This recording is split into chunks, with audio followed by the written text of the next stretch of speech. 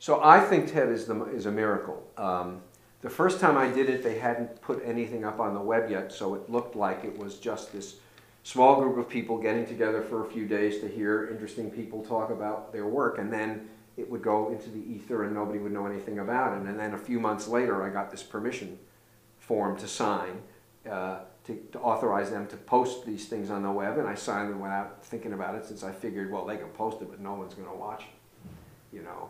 And then, you know, this is before the days of YouTube. It was not far-fetched to imagine that no one would care and no one would watch. By the second TED Talk, the world had changed. They were, you know, talks were being posted. Everybody knew what TED was, and I was more nervous before that talk than anything I've ever done in my life.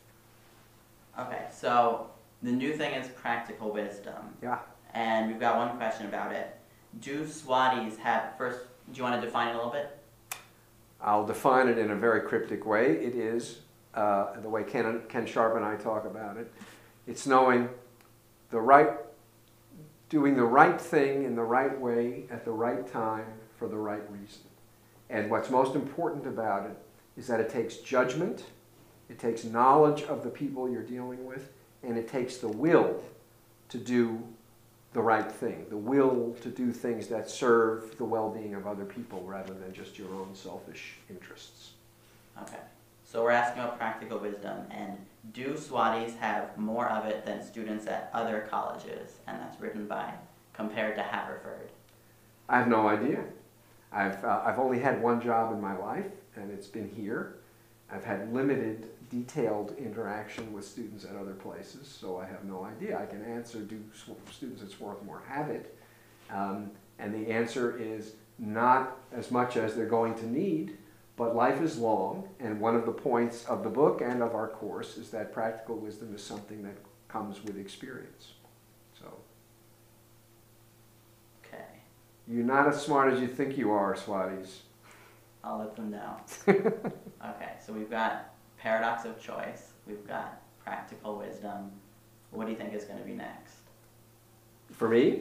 Yeah. Well, the plan is to write a book about incentives. I'm on leave next year, and I hope to get started writing that book.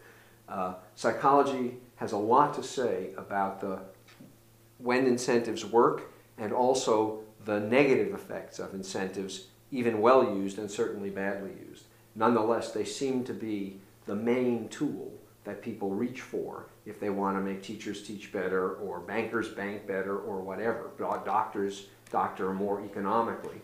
And I want to present sort of to the world what's like the nuanced and complex picture of the effects of incentives that psychology knows, and then look at the specific application of incentives in these different areas of life.